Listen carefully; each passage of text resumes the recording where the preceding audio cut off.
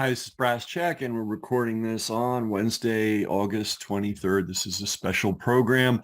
We've just been through a marathon content production program. You saw last week, probably the best reporting on American frontline nurses you've ever seen. This week, we're doing some really good reporting on Moms for Liberty. These things took a lot of time, and therefore we neglected a very important story on Hawaii and Maui. We were hoping that the $1 Million Podcasters would carry the weight and do some of it. And it appears that not a whole lot's happening on that front, just some sensational stuff.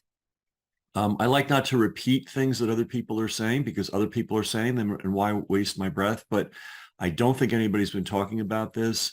Let me just say a few things. 9/11, Hurricane Katrina, so-called Hurricane Katrina. We had some flooding in New York City, not catastrophic, but pretty disruptive. And now this absolute multi-dimensional travesty. And there's some patterns that that you can see throughout all these events. Number one, absolute over-the-top government and lying from day one. People being exposed to dangers unnecessarily, victims not being helped, the news media being the usual lazy, useless scumbags they always are. It's just the same pattern. If you remember 9/11, right, it was the guy in the cave with the box cutter, right? And we found out, 10,000 items of fact that controverted that. I will say Brass Check was the first group the day of 9/11, the day the buildings were still burning, and we said the story they're telling is nonsense. But the other thing they did during 9/11, if people don't remember, is one of the towers, they had a recording telling people to go back into the building. All right. So they maximized, either by accident or on purpose, they maximized the number of casualties. They did the same thing in Hawaii. Apparently, police set up roadblocks. When this will be addressed by our major media or our intrepid investigative reporters, I don't know, but it appears that the police absolutely set up roadblocks and sent people back into the fire, thus killing them. I mean, this appears to be fact. The other parallel, and New Orleans too. They left people sitting there for 4 days. They have helicopters, they have amphibious vehicles, they have all kinds of things that they could have done to bring food and water to those people, and they did nothing for 4 days. Same thing's happening in Maui. They are not helping people. Okay, they're not bringing them food. They're not bringing them relief supplies. They, for some reason, cannot get the Wi-Fi and all the cell towers to work. They're not in a rush to fix them. So that basically, and I wish I had my notes here, this man who we're about to hear from said we are on, oh God, I can't read this. A continuous enduring blackout. Okay, so it's been weeks now, and what's going on in Hawaii, in Maui, has been described as a continuous enduring blackout. That's the story. That's one of the many stories not being told. And not only that, but just as help, people that want to bring help are being turned away from Maui. People that came to New Orleans were turned away at gunpoint by the federal government. That's a fact, not a conspiracy theory. That really happened. And the people that were trying to help and did help had to sneak in. Luckily, they're Cajuns and they know the water, and they're not hard to defeat the Keystone Cops. But if it weren't for those people, a lot more people would have been died or seriously injured. How else is this a parallel? Government lying, interfering with capable people trying to help. I'm doing this right off the top of my head this morning, so you're going to have to bear with me. Lying about the population. They haven't so much done that in Maui. They haven't smeared the victims, though in New Orleans, of course, they worked overtime to smear the victims. For example, some young men went into the various stores and took baby formula and diapers to bring to the mothers with infants who had no food. And they knew damn well these people weren't looters, right? I mean, what do you do in a situation like that? You have to do what you have to do. But the news media decided to declare these people dangerous looters. They were nothing of the sort. They haven't, so I haven't seen them smear anybody in Maui, or smear normal people at least. Government incompetence. I mean, that's just baked in the cake for all these things. I mean, if people don't know this story, what we know, Bush showed up at 9/11 4 days afterwards, and there was a decommissioned but running New York City fireboat that some friends of mine's put together, that was supplying all the water for 9/11 for the first 4 days, because when those buildings collapsed, all the water mains broke, so there was no water. So any water that people needed to put out fires, or because there were a lot of car fires, any water that firemen needed to clean the dust off themselves, that all came from this one boat. Well, when Bush arrived, apparently his entourage didn't think it was seemly to have this boat there, so it was told to leave the area. I mean, yeah, anyway, they're all the same. They're all the same. But the lack of help for the victims is just mind-boggling. And there are U.S. military bases all over Hawaii. They have all kinds of goods. They have all kinds of transportation. They have all kinds of personnel, and they're doing the absolute bare minimum, if anything. So a lot of parallels between 9/11, the Hurricane Katrina, and the truth, eventually gets out. But right now, the powers that be, which includes the major media, including Fox, and even the $1 million podcasters, are dogging it and making sure that people don't know the severity of this. And you don't know the severity of it because the news media is not covering it, and you don't know the severity of it because the people on the ground do not have communications. It is a continuous, enduring blackout. So we found a normal person who is doing relief work. We're going to attach his commentary. We're going to attach his YouTube channel. We're going to attach the help group that he recommends, so that you have some information on this. So that's that. Hey, something I left out, so important, a thread that connects these events, real estate. And it's not just real estate, it's the money behind real estate. And it's not just money, it's power.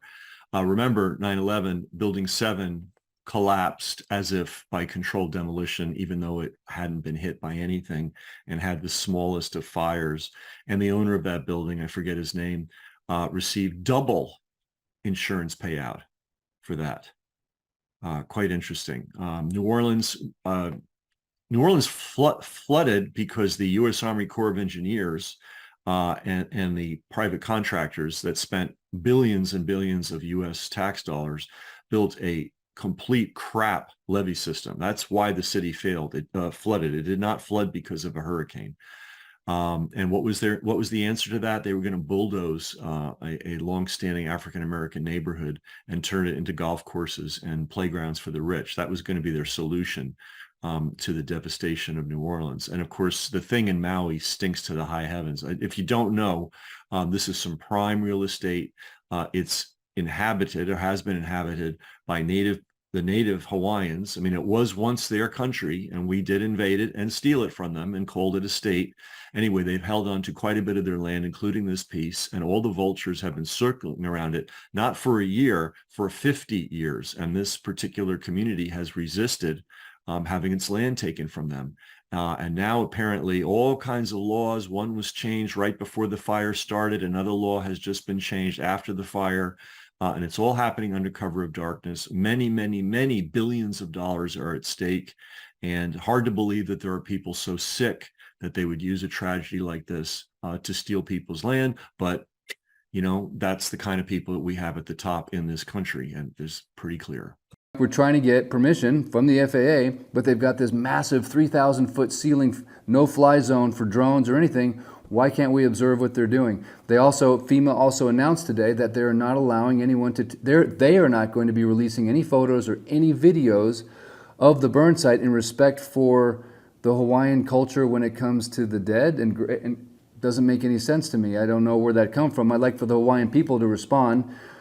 Archie Kalepa and others, is that in fact your stance? Is that true that you don't want them to release photos, FEMA photos from the burn site because of something to do with the culture and releasing I don't know, that just doesn't make sense to me. It feels like we're in a continuing, escalating blackout. We have no internet. Oh yeah, they also talked about, in the press conference, that was kind of funny, like, yeah, you know, people are calling us and they don't call us back when they're reporting a missing person. It's like, yeah, we don't have cell phone coverage. Can I say it again? The phone calls drop, they're intermittent, the 5G, 4G, 3G, it's not workable internet. So if you want to use a soundbite and say we have phones and internet that works, it's not workable, it's not working, it's not something you can do business with. It's very intermittent and spotty. So you can't expect people to communicate and complain that they don't communicate when you don't give them a way to communicate. Okay, the internet does not work. My Wi-Fi is connected here at my house. I turn it on, it does not work. The only reason I'm having this conversation with you, commenters that sometimes go, he's got internet, it's like I've got a Starlink. We need more Starlinks. The reason I'm able to transmit this is because of a Starlink. We have no internet. So go turn your internet off tomorrow and talk to me after a week and see how you feel. You can't do anything, right? So we need to empower these people with communication. Why the military can't come in and set that up? I've been beating this drum since day one. I won't stop until people can communicate effectively on this island. Okay, back to my notes here. Okay. Where are we at? Okay, yeah, Operation Recovery Maui is on its way. As you know, we've associated ourselves with Buzzy Kerbox and his brother Bill Kerbox, and they have Operation Recovery Maui. I also heard from Skyline Adjusters is the #1 company to utilize if you're going to have an adjuster. There's a lot of people calling me that are connected from previous events, and they're saying, hey, look, this is the best company. This is the best organization. I don't know about you, but it's Maui no Ka'oi. Maui is the best, so therefore Maui deserves the best. And so there needs to be a coordination between the best service providers, and I believe Buzzy and his brother Bill are going to come over here with Operation Recovery Maui and start providing information that's critical. In many ways, this is a real estate-centric process here, and so don't villainize the real estate agents. We are professionals that can help sort of navigate this maze that is coming up. It's real estate and structures that were lost and that you want to recover, so you're going to need trusted real estate professionals to get yourself through that. So I'm thankful that Buzzy and his brother are bringing their expertise and their attorney Lance to help. They're a nonprofit. They're not here to make money, they're here to help.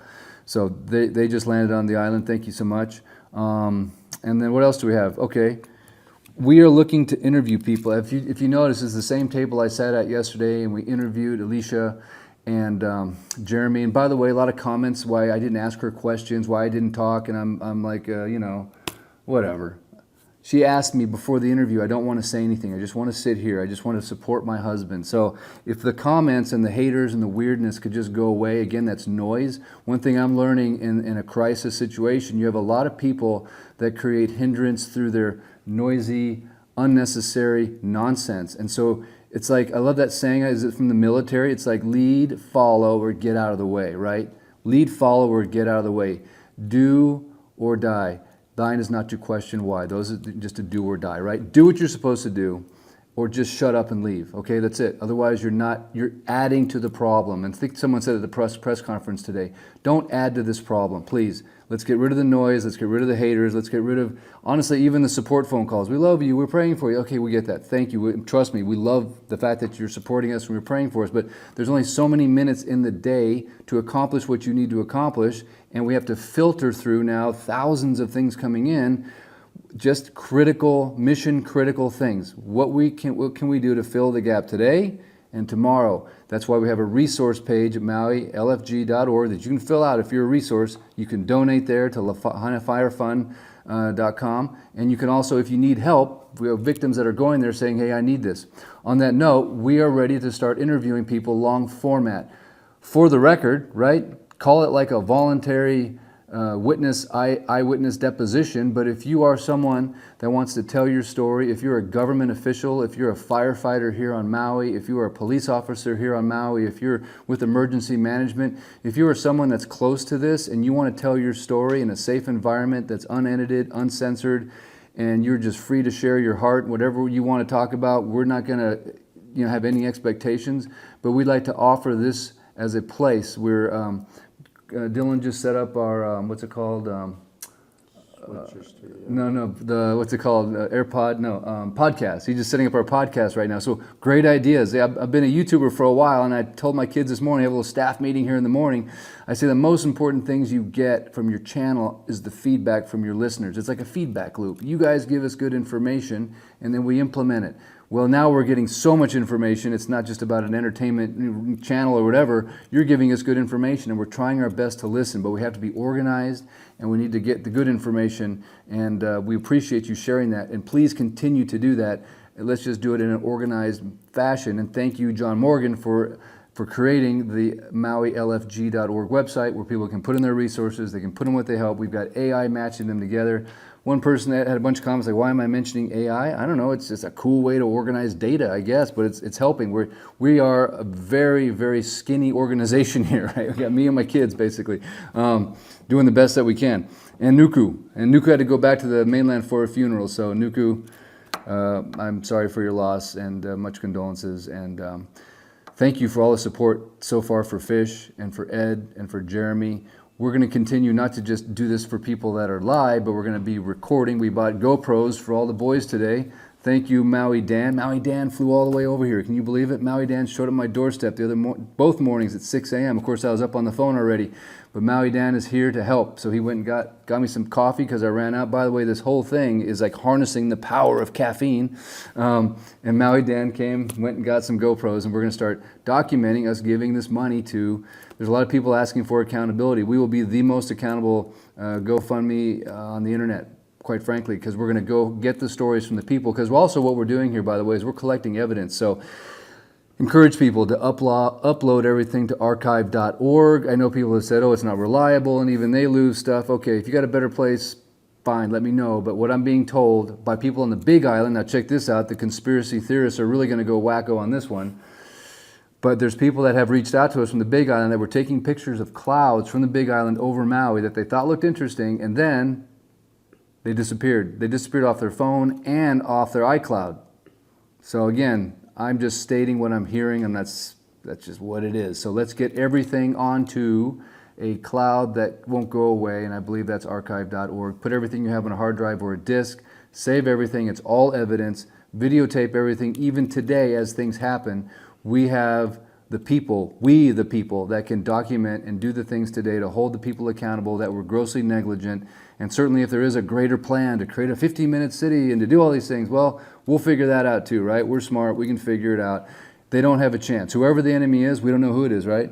We don't know. But whoever the enemy is, not going to prevail, not going to win, is my personal conviction. And I need you to unite with us to make that happen. There's enough good people in this country. We outnumber the bad people, right? They want us to think that they've got us, but they don't have us, man. They're not that smart. They ain't got much money, and they have no integrity. They have no truth, and they don't have God telling them what to do. So let's stop worrying and just start working, right?